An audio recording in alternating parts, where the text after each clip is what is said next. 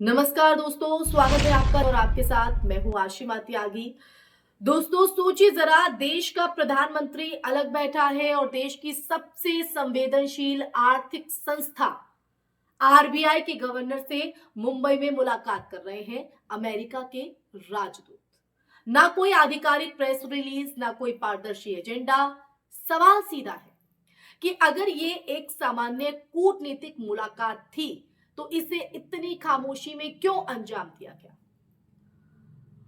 और अगर सामान्य नहीं थी तो फिर किस हैसियत से एक विदेशी राजदूत भारत की मौद्रिक संप्रभुता के केंद्र तक सीधे पहुंच बना रहा है। और देखिए, यहीं से शुरू होती है आज की चर्चा। एक ऐसी चर्चा जिसमें सत्ता, संप्रभुता और समझौते के सवाल आपस में टकराते हैं। आरबीआई कोई सामान्य विभाग नहीं है, ये भारत की अर्थव्यवस्था की रीढ़ है, रीढ़। ब्याज दरें, मुद्रा स्थिरता, बैंकिंग सिस्टम और वित्तीय सुरक्षा, सब कुछ यहीं से नियंत्रित होता है। और ऐसे में अमेरिकी राजदूत की आरबीआई गवर्नर से मुलाकात केवल शिष्टाचार नहीं कही जा सकती। दुनिया जानती है इस बात को, जानती है कि अमेरिका आर्थिक दबाव और प्रतिबंधों के जरिए अपनी विदेश नीति चलाता है। और ऐसे में ये सवाल उठना स्वाभाविक है कि क्या भारत की मौद्रिक और रणनीतिक नीतियों पर भी किसी तरह का बाहरी दबाव बनाया जा रहा है। तो आज ये सवाल बेहद अहम हो जाता है दोस्तों, और सवाल का जवाब उतना ही कठिन। दरअसल अगर हम बात करें मोदी सरकार की, तो मोदी सरकार बार बार एक मजबूत नेतृत्व और 56 इंच के सीने की बात हमेशा करती रही, इस बात का हमेशा जिक्र रहा है। लेकिन बीते कुछ सालों की अगर घटनाओं की बात करें तो घटनाओं की जो कड़ी देखें तो तस्वीर कुछ और ही कहानी कहती है, कुछ और ही बयां करती है। अमेरिका के दबाव में भारत ने ईरान से कच्चा तेल खरीदना बंद कर दिया, जबकि यह भारत के लिए सत्ता और रणनीतिक रूप से अहम था। इसके बाद चाबहार पोर्ट, जिसे भारत का मध्य एशिया और अफगानिस्तान तक पहुंचने का दरवाजा कहा जाता था, उससे पीछे हटने की खबरें सामने आई। ये वही चाबहार है जिसे कभी पाकिस्तान को बाईपास करने की भारतीय रणनीति का मास्टर स्ट्रोक बताया गया था। जी हां, मास्टर स्ट्रोक। अब ऐसे में दोस्तों सवाल तो खड़े होंगे, जब इतने बड़े बड़े दावे कर दिए जाते हैं लेकिन जब वो हवा नजर आते हैं तो वो कहीं ना कहीं सवालों के घेरे में होते हैं।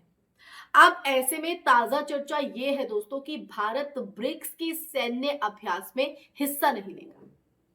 ब्रिक्स, जिसे पश्चिमी वर्चस्व के विकल्प के रूप में देखा जाता है, उसकी आलोचना अमेरिकी राजनीति में कई बार खुलकर की गई है। और ऐसे में भारत का अचानक पीछे हटना केवल संयोग है या फिर किसी बड़े दबाव का नतीजा? सवाल दोस्तों इसलिए भी अहम हो जाता है क्योंकि ब्रिक्स भारत को बहुद्रव्य दुनिया में कहीं ना कहीं एक स्वतंत्र और मजबूत भूमिका देता है। यहां मुद्दा अमेरिका से दोस्ती का नहीं है। कूटनीति में दोस्ती दुश्मनी स्थायी नहीं होती, हित होते हैं। मुद्दा दोस्तों ये है कि क्या भारत अपने हितों को आत्मविश्वास के साथ तय कर रहा है या फिर किसी बड़े शक्ति केंद्र के इशारों पर अपनी नीतियां बदल रहा है।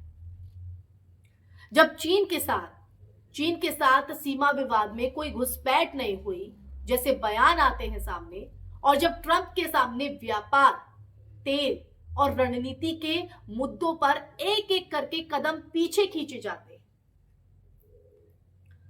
तो जनता का भरोसा डगमगाता है, टूटता है। वो भरोसा जो कहीं ना कहीं जनता आंख मूंद के करती है।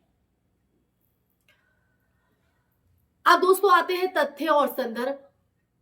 ईरान से तेल आयात बंद करने से भारत की जो ऊर्जा लागत है वो बढ़ी है, उसमें इजाफा हुआ है। चाबहार से पीछे हटने से क्षेत्रीय प्रभाव जो है वो कमजोर पड़ा है, और ब्रिक्स जैसे मंच से दूरी बनाने से भारत की स्वतंत्र वैश्विक पहचान पर सवाल खड़े हुए हैं।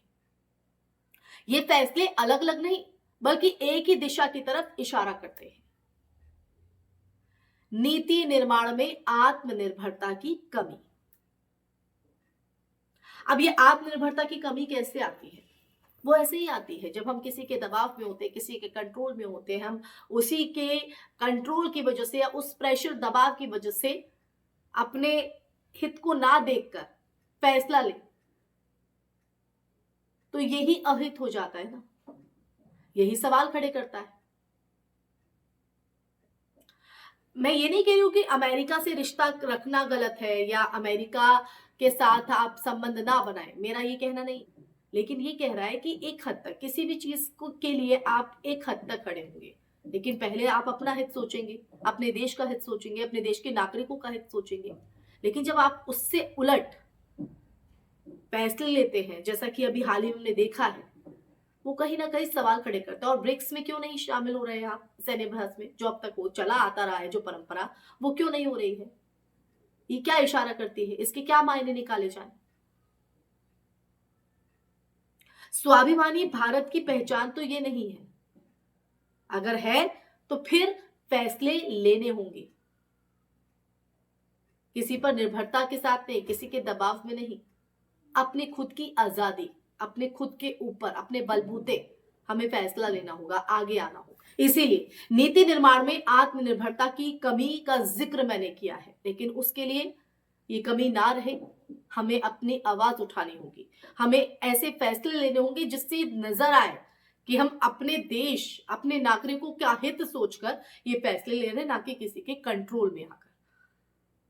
तो आज सवाल दोस्तों अगर हम देखें तो वो ये नहीं है, ये नहीं कि अमेरिका से रिश्ता रखना गलत है या नहीं है।